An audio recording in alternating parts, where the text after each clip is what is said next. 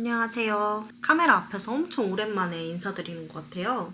제가 종종 라방은 했지만 아무래도 유튜브를 보는 분들은 제가 갑자기 라이브 방송을 켜는 경우가 많으니까 제가 얼굴로 이렇게 인사를 드리는 건 굉장히 뜸했던 것 같아요. 23년도 7살의 한 해는 굉장히 저한테 뜻깊고 행복한 한 해였습니다. 아이들마다 급성장의 시기가 있다면 희수한테는 그 7살이 그런 시기였거든요. 사실 5살의 희수가 단어를 시작하면서 말이 트이면서 다른 아이들처럼 기적적으로 아이가 갑자기 급성장을 하진 않을까라는 기대를 하기도 했어요, 제가. 그렇지만 언어가 트이면서 아이의 자폐 성향이 더 도드라졌고 그런 자폐에 대해서 제가 받아들이려고 노력했던 해가 5살에서 6살이었던 것 같아요.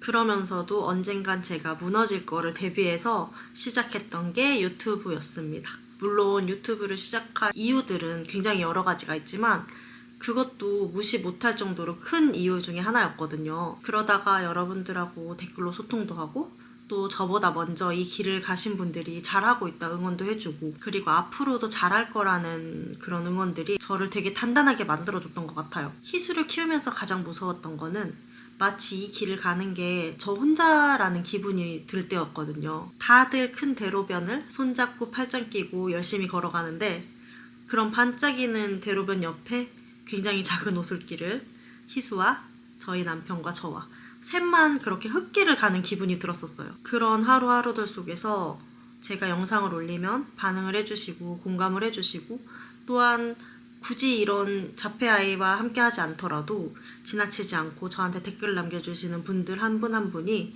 저한테는 굉장히 너 혼자 가는 길이 아니라고 말해주는 것 같아서 위안도 되고 아이를 키우는데 굉장히 도움이 많이 됐습니다. 모두들 2년간 응원해주시고 함께 해주셔서 너무 감사했어요. 이렇게 말하니까 꼭 마지막 인사 같은데 그런 건 아니고요. 성장에 대해서 사실 이야기하고 싶었던 거거든요. 왜냐면 여러분들은 저의 일상보다는 아이의 성장이 사실 궁금하잖아요. 이미 이런 유튜브를 찾아보고 있다는 것 자체가 우리 아이가 좀 성향이 있다거나 불안한 분들이 많이 있으니까요. 제가 행복한 한 해였다고 말했던 23년도에 그런 아이의 성장에 대해서 이야기를 해보자면 말과 사회성이 가장 궁금하실 거 아니에요. 우선 저와 남편 그리고 희수 이런 3명의 가족 간의 상호작용이 많이 늘었습니다. 본인이 친밀하다고 생각하는 대상에 대해서 궁금증이 많이 들었고요. 이것저것 묻는 게 굉장히 많이 생겼어요. 예를 들어서 오늘 아침에 이야기를 해드리자면 남편이 핸드폰으로 뭔가를 하고 있으면 아빠 왜 이건 안 해? 이거 꺼졌어 이런 식으로 먼저 이런 상황에 대한 설명을 해주기도 하고요. 또 엄마를 좋아한다거나 또 엄마 왜 그렇게 있어? 아침에 깨우면서 엄마 잘 잤어? 희수는 잘 잤어? 라든지 이런 일상적인 안부 같은 거 있잖아요. 목표가 없는 대화. 그런 정말 가십거리에 대한 이야기를 종종 하기 시작했어요. 그리고 자기가 관심 있게 보는 책도 같이 공유를 하면서 여기에 나온 상황에 대한 질문도 많이 들었고요. 그런 거 외에도 그냥 아이를 키우면서 내가 정말 아이와 소통하고 있다는 기분이 드는 날이 굉장히 많아요. 물론 이것과는 별개로 병원을 가거나 관계자분들을 만나면 소아정신과 의사분들이나 아니면 뭐 자폐성 장애를 잘 아는 분들을 만나면 여전히 희수는 자폐성 장애 범주 안에 있고 그게 경증이라거나 뭐 경계에 있다거나 이러지 않고 확고히 중간쯤에 있는 아이지만 그런 거랑 상관없이 저는 희수가 얼마나 열심히 커왔는지를 저만큼 잘 아는 사람이 없잖아요. 그런 걸 보면은 희수의 7살은 제가 기대하지도 못할 만큼 아이가 열심히 성장했던 한 해다라고 말하고 싶더라고요. 근데 이런 바탕에는 단단한 엄마가 있지만 또 단단한 엄마를 만들어준 또 그 바탕에는 제가 얼굴도 모르고 이름도 모르는 수많은 사람들이 계시다는 걸 말씀을 드리고 싶었어요. 그리고 유튜브를 열심히 하고는 싶었거든요. 그런데 제가 띄엄띄엄 하게 됐던 이유는 이제 아이가 상호작용이 늘었잖아요. 사실 6살, 7살 초반만 해도 희수가 거의 하고 싶은 말만 하고 같이 있어도 뭔가 통한다는 느낌은 없었거든요. 교류가 된다거나.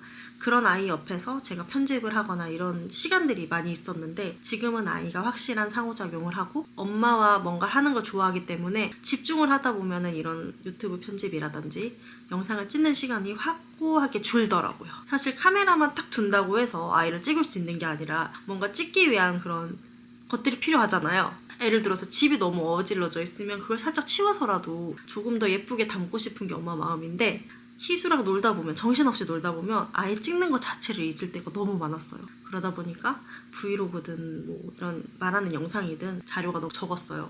그래서 항상 죄송한 마음이 들더라고요.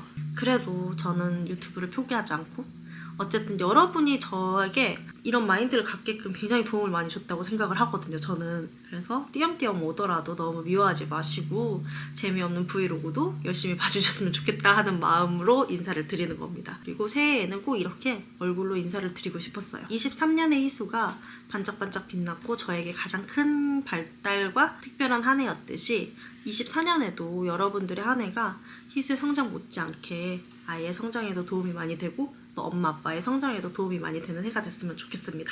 벌써 제가 2년이 넘었어요. 그 이 시기 동안 많이 사랑해주시고 응원해주셔서 항상 감사하고요.